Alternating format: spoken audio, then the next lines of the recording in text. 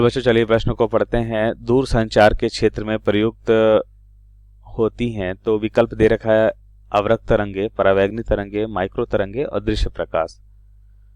तो इस प्रश्न को समझने के लिए सबसे पहले हम प्रश्न की मुख्य अवधारणा को समझेंगे। तो हम यहाँ पे लिखते हैं मुख्य अवधारणा। मुख्य अवधारणा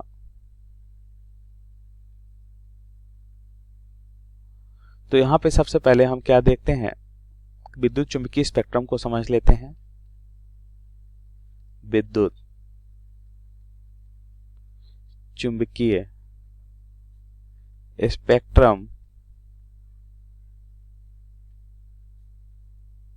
तो विद्युत चुंबकीय स्पेक्ट्रम में हम देखते हैं कि ये 7 स्पेक्ट्रम्स होते हैं। अगर इन स्पेक्ट्रम्स का नाम देखें तो क्या क्या है।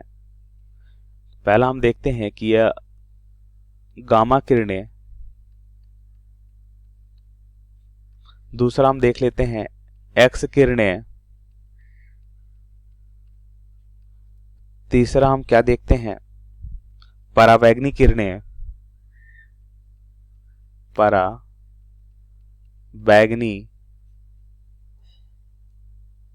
किरणें,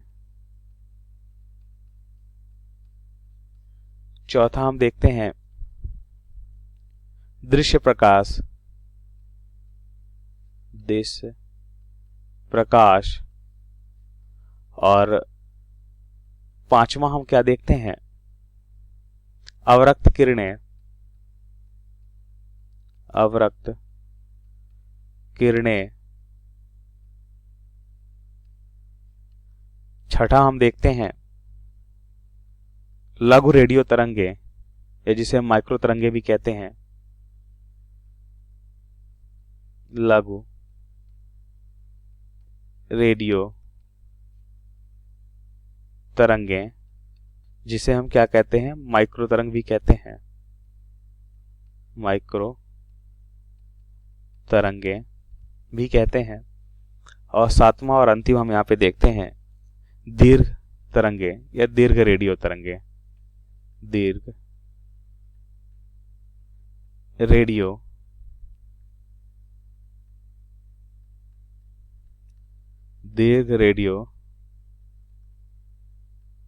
तरंगे। तो यहां पे ध्यान से देखिए, हम देखते हैं कि गामा किरणें, एक्स किरणें, परावैंगनी किरणें, दृश्य प्रकाश, अवरक्त किरणें, लघु रेडियो तरंगे और दीर्घ रेडियो तरंगे 7 विद्युत चुंबकीय स्पेक्ट्रम होते हैं। अब प्रश्नानुसार उत्तर को समझें। तो यहाँ पे हमसे पूछा जा रहा है कि दूर संचार के क्षेत्र में क्या उपयुक्त किया जाता है।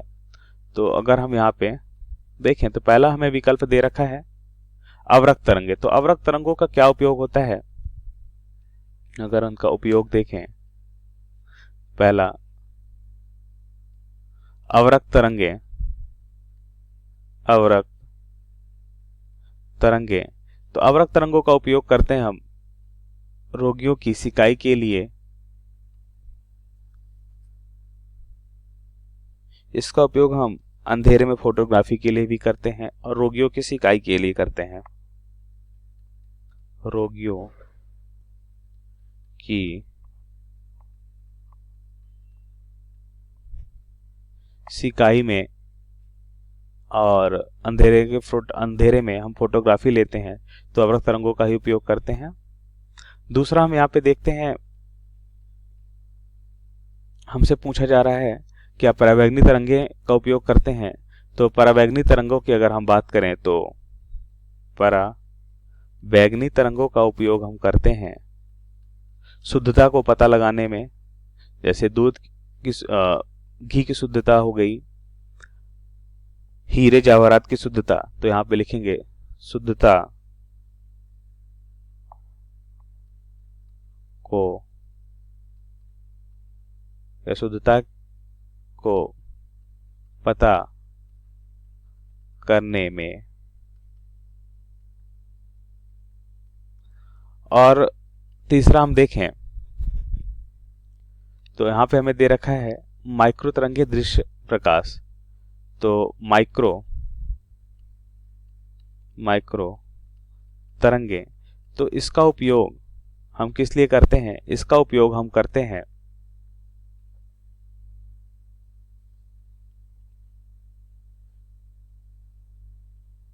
टेलीफोन प्रसारण में एवं संचार में। तो इसका उपयोग हम किस लिए करते हैं? दूर संचार व टेलीफोन प्रसारण में। तो यहाँ पे लिख सकते हैं दूर संचार या दूर संचार में इसका उपयोग करते हैं। और चौथा देखें तो हमें क्या दे रखा है? दृश्य प्रकाश। तो दृश्य प्रकाश से हमें समझ में आ रहा है कि इसका उपयोग हम करते हैं वस्तुओं को देखने में। कहाँ करते हैं? वस्तुओं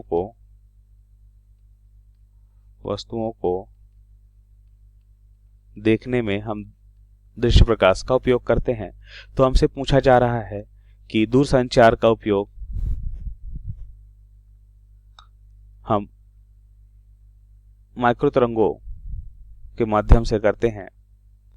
तो माइक्रो तरंगों का जो उपयोग है वो दूरसंचार के प्रसारण में होता है। तो दूरसंचार के क्षेत्र में प्रयुक्त होता है। तो सही विकल्प यहाँ पे माइक्रो तरंगे हो जाएगा। सही विकल्प क्या होगा? माइक्रो तरंगे, सी। तो हमारा सही विकल्प सी है। आशा करते हैं आपको समझ आया होगा। धन्यवाद।